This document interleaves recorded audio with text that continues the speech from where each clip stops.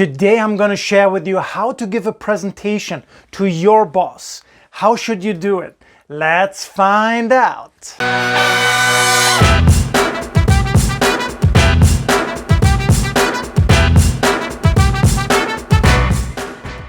By the way, if you're new here, make sure to hit that subscribe button.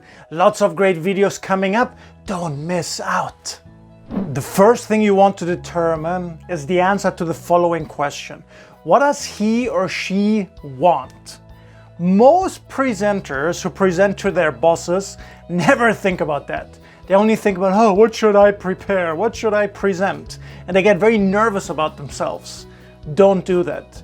Really focus on your boss. Focus on your manager. What does he or she really want? It doesn't matter if you're preparing and presenting a new idea, if you're sharing an update, okay, whatever it might be. You want to focus on what does your manager, what does your boss want to get out of this presentation?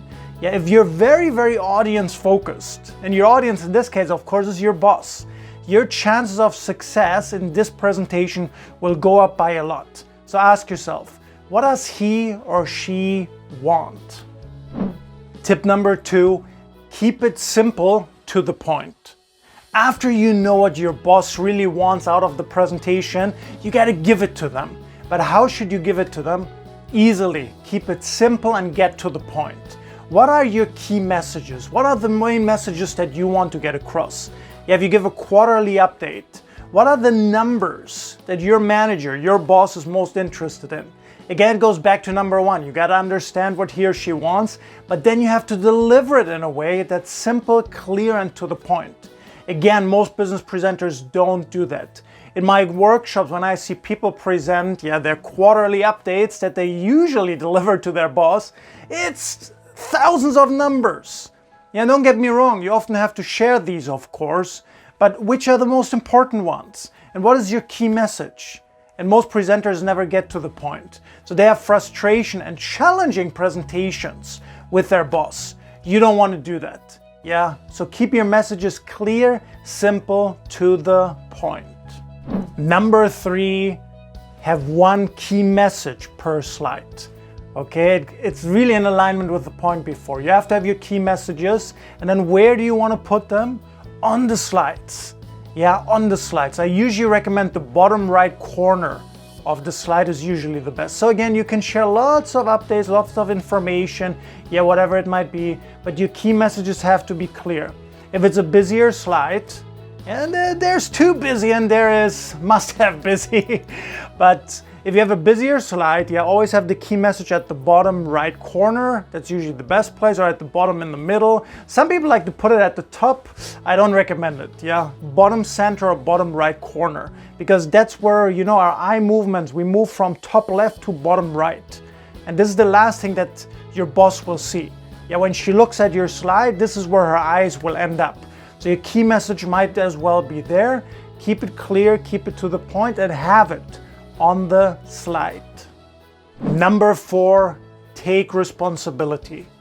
Now this is another big mistake that a lot of presenters who are presenting to their boss make. They don't take responsibility. Or at least they don't do it for both. I always recommend take responsibility for both. Your successes and mistakes, failures, whatever might happen. You want to show your boss that he or she can trust you. That they can trust you. Because if you only always take, responsibility for your successes, but you always blame everybody else for the failures and the mistake, oh, it's the marketplace, the customer, it's my team, right? It's this person on my team. Don't do it. Take responsibility.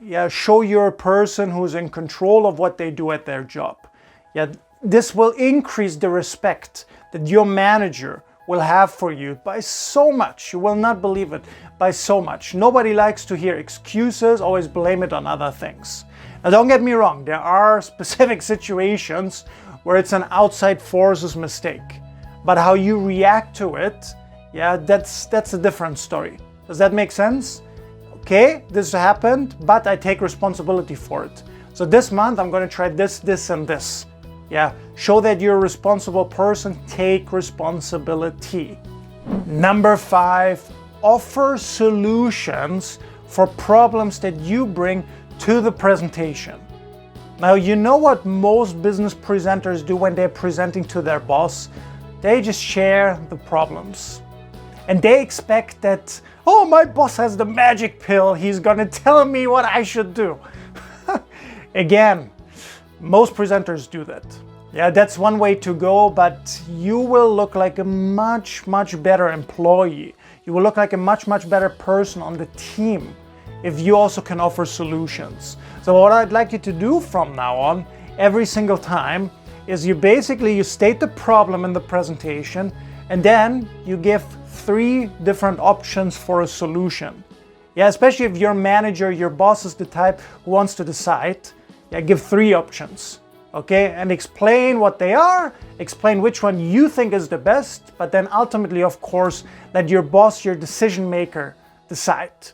Yeah, that's the best way. But still, having this, being prepared, being a proactive person, being a problem solver, it will make you so much better in front of your boss. Number 6, prepare for tough questions. Boom! Tough questions. Yeah, not weak questions, not easy questions. Tough questions. Most business presenters, yeah, if they know they have a tough upcoming presentation in front of their boss, what do? The day before, they pray, please, dear God, let nothing happen to me, please, please, please. Let them he or she shouldn't ask me these tough questions. Or they go for positive thinking. Nah, let's think positive. She's not gonna ask me that. Never, ever, ever. Forget it. She won't do it. And then what happens the next day? You get the question anyway. You get the question anyway, but you will not be prepared. Don't run away. Don't hide from the tough question. Prepare for the tough questions. Write them down. Think about answers. What would be a good answer when it comes? Rehearse it with somebody on your team or even somebody at home. So when the question comes, you're prepared and you're ready. Yeah, this is one of the biggest mistakes that I see pretty much every business presenters make. They don't prepare for the tough questions enough. They're kind of hoping, really hoping, it's gonna go away. And then the next day it happens anyway. And the presentation was a failure and not as good as it could be. Yeah, so prepare the tough questions. And number 7, adjust your tone based on the situation. So if you have positive news, you should have a more upbeat tone. Yeah, we did it. I did it. My team, we did it, right? Whatever it might be. If it's more serious news, yeah, very critical, your tone should adjust. Okay, but then here's the critical part though. If it's something more serious, yeah, or a bad update, whatever it might be, have a little bit more serious tone, okay? A little bit more, depending on the situation, of course, adjust it the right way. And then though, when you talk about the solution, then your tone should go up a little bit more, a little bit. Make sense? Become a little bit more energetic, a little bit more optimistic. Not too much though, not like before, yeah! No, a little bit, yeah? It's very critical that you keep it real when you talk about the problem or the bad news, whatever it might be. But then when you focus on the solutions and what you're gonna change, what you're gonna do, it's gotta go up a little bit. Because that will give your boss the feeling, okay, you have the right attitude, yeah? You can move things forward. You understand that the problem is serious. I hear it from your tone, but also you wanna move forward. Okay, and you're ready to move forward. You have a clear plan of action to move ahead and fix the situation. Yeah, do that. Adjust your tone based on the situation. So comment below one time, which of these 7 tips are you going to use from now on? Yeah, share it with me one time. Also, if you have any questions, leave it below. Give this video a thumbs up if you liked it. Make sure to subscribe if you haven't done it yet. Share it with a friend, okay? And most importantly though, I really look forward to seeing you for the next video.